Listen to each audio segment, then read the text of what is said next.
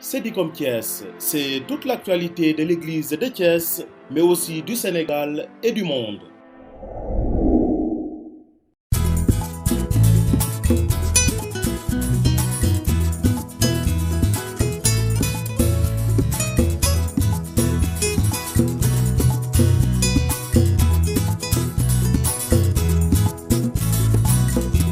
Bonjour chers amis qui nous suivez via le service diocésain de la communication Sedicom Thiès. Je suis Abbé Osario Gomis, directeur diocésain des œuvres. J'ai reçu cette mission de son Excellence Monseigneur André Gueye et je travaille en étroite collaboration avec le staff de la direction des œuvres. Il s'agit de prêtres, de religieux, religieuses, de fidèles laïcs engagés. Et aujourd'hui, nous sommes au début de l'année pastorale à la direction des œuvres en tout cas, d'où la messe d'envoi en mission. Et d'ailleurs, à l'occasion de chaque journée mondiale de la mission, Monseigneur André Gueye vient présider à la cathédrale Sainte-Anne cette messe d'envoi où prennent part tous les responsables de mouvements, associations, comités, coordinations et groupes. La grande nouveauté de cette année, c'est que Son Excellence a voulu que chaque paroisse envoie 2 délégués. Et ils sont venus, ces délégués, des 25 paroisses du diocèse, renforcer les rangs des mouvements, associations et groupes. C'était une très belle cérémonie. À la fin de cette messe solennelle, nous sommes venus ici au centre Abbé Jean Baris pour parler justement de l'importance des œuvres pontificales missionnaires. Et nous avons la chance d'avoir dans le diocèse de Thiès le directeur des OPM au plan national. Il s'agit de l'abbé Joachim John, curé de la paroisse Sainte-Thérèse de Khoumel. Nous avons aussi accueilli le directeur des OPM au plan diocésain. Il s'agit de l'abbé Albert Mbaye. Tous les deux ont parlé de l'importance des OPM. Beaucoup de fidèles ont fait des découvertes extraordinaires de ce que c'est les OPM, sa nature, sa mission, les moyens de sa mission et les objectifs. Beaucoup ne savaient pas comment les OPM fonctionnent et aujourd'hui je pense que c'était une grande chance pour ceux qui sont venus ici en tout cas d'avoir fait ces belles découvertes qui les poussent davantage dans leur élan missionnaire. Et parallèlement à ces communications autour des OPM, nous, directeurs des œuvres, avec mes collaborateurs, nous avons essayé aussi de présenter un texte autour de la synodalité.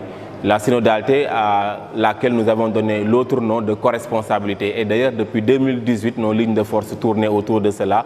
On peut même dire, toute humilité étant sauve, que nous avons essayé de vivre la synodalité avant le synode. Mais le synode convoqué par le pape nous encourage, nous motive à aller dans ce sens, de sorte que les mouvements, associations et groupes puissent travailler la main dans ce diocèse de Thiès.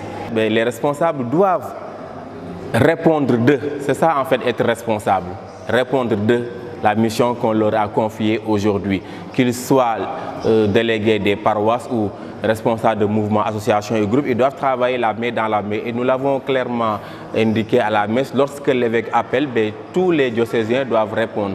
Lorsque la direction des œuvres appelle, tous les responsables doivent répondre. Et lorsque dans une paroisse, le pasteur appelle aussi, il convient que tout le monde vienne répondre à l'appel du pasteur de la paroisse. Et c'est comme ça qu'on vit la synodalité. On ne la vit pas de manière isolée, mais on vit la synodalité de manière organisée, j'allais dire, de manière harmonieuse, mais aussi avec une certaine corresponsabilité dans le travail. Voilà un peu ce qu'on a essayé de donner comme indication et je pense que les gens l'ont bien perçu. Le fait d'être là déjà au nom des paroisses, au nom des mouvements, cela est un indicateur de synodalité et nous sommes. Pour la direction des œuvres, en tous les cas, après cette messe d'ouverture qui est quand même un des événements le plus important, il y a la célébration prochaine des Journées mondiales de la jeunesse. La 37e édition de cette célébration sera déroulée à la paroisse Lalane Diassap. Donc c'est à quelques kilomètres de Thiès. Et cette fois-ci, depuis longtemps que nous n'avons pas organisé les JMJ, le temps d'un week-end, les JMJ auront lieu du samedi 19 au dimanche 20 à la paroisse Saint-Pierre de Lalane Diassap. Nous attendons beaucoup de jeunes. Nous avons sorti 2 circulaires depuis longtemps là-dessus. Et je pense que l'appel que je peux lancer aux jeunes, c'est de s'inscrire à temps, de s'inscrire nombreux et de se préparer spirituellement pour savoir ce pourquoi ils vont au JMJ et atteindre ces objectifs-là une fois sur place et revenir autrement qu'ils sont partis. Voilà ce que je tenais à dire aussi pour ce deuxième grand événement que nous préparons pour notre année pastorale 2022-2020. Il faut travailler dans la concertation, éviter la compétition qui ne nous sert pas et qui ne sert pas la mission. Quand, par exemple, les femmes catholiques doivent organiser quelque chose en termes de pèlerinage à Mont-Rolland et qu'on s'aperçoit que dans le calendrier diocésain, il est prévu une activité de type diocésain ou que la direction des œuvres organise une activité concomitante, je crois que si on est dans la synodalité, on voit clairement que les femmes catholiques doivent changer de date pour qu'il n'y ait pas de télescopage. De la même manière, on a demandé aux scouts de faire de même et les guides aussi, lorsqu'il s'est agi d'organiser ici une assemblée ordinaire élective, la date allait coïncider avec cette messe d'envoi en mission. Elles ont bien compris que ça ne devait pas se passer ainsi et qu'elles ont accepté de changer tout simplement de date. C'est cela que j'attends des mouvements, que les mouvements prêtent attention aux activités des uns et des autres. Il convient de rejoindre le comité des enfants lorsqu'il y a une activité qui concerne tous les enfants du diocèse, plutôt que les CVAV qui organisent à gauche et puis les scouts à droite. Je pense que cela, ce n'est pas l'église que nous voulons à Thiès, une église vraiment dynamique, mais aussi une église synodale et solidaire dans l'action et la réflexion. Abbé Joachim François Ndion, je suis le directeur national des œuvres pontificales missionnaires Sénégal-Mauritanie et en même temps curé de paroisse à Khombol. Les OPM signifient en fait œuvres pontificales missionnaires. Leur mission, c'est de soutenir le pape dans son activité missionnaire. Et donc, les œuvres pontificales missionnaires forment un réseau. Leur mission, c'est d'éveiller les consciences, de rappeler aux chrétiens qu'ils sont tous des missionnaires, parce qu'ils ont reçu le baptême. Tout baptisé est missionnaire, parce que tout baptisé est envoyé et par le Christ. Ainsi, les œuvres pontificales missionnaires rappellent à tout chrétien qu'il doit annoncer l'évangile. Annoncer l'évangile pour continuer la mission du Christ. La mission qui a été donnée aux apôtres. Les œuvres pontificales missionnaires ont un caractère pontifical parce qu'elles ont été reconnues par le pape, mais en même temps ont un caractère épiscopal parce que ce sont aussi des œuvres de chaque évêque dans son diocèse. Les œuvres pontificales missionnaires donc invitent tous les chrétiens à la prière pour que la mission qui est confiée à l'Église puisse se réaliser, mais aussi invite tout chrétien à la solidarité parce que cette mission doit être aussi soutenue par du matériel, des finances et tout autre type d'engagement. Alors, nous chrétiens,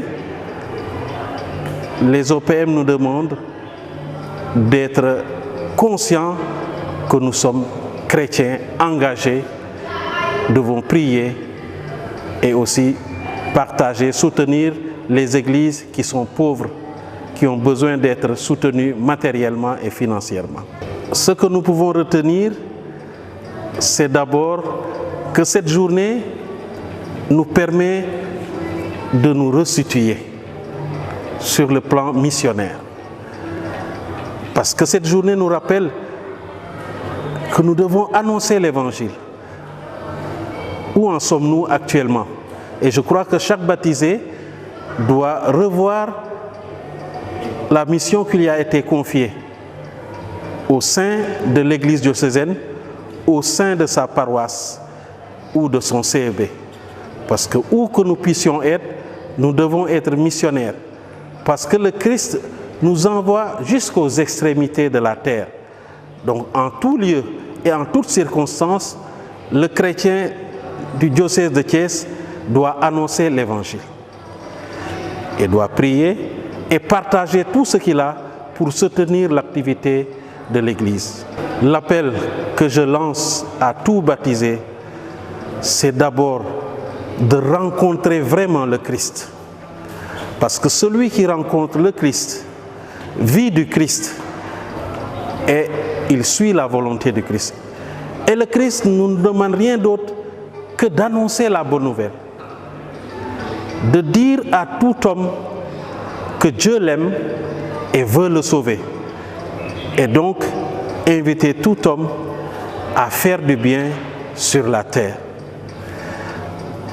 Je demande à tout chrétien de notre diocèse de vivre cette charité missionnaire, de prendre ce qu'il a pour le donner à l'autre église diocésaine afin que notre église puisse avoir les moyens nécessaires de se prendre en charge, mais aussi de pouvoir aider d'autres églises qui sont dans le besoin.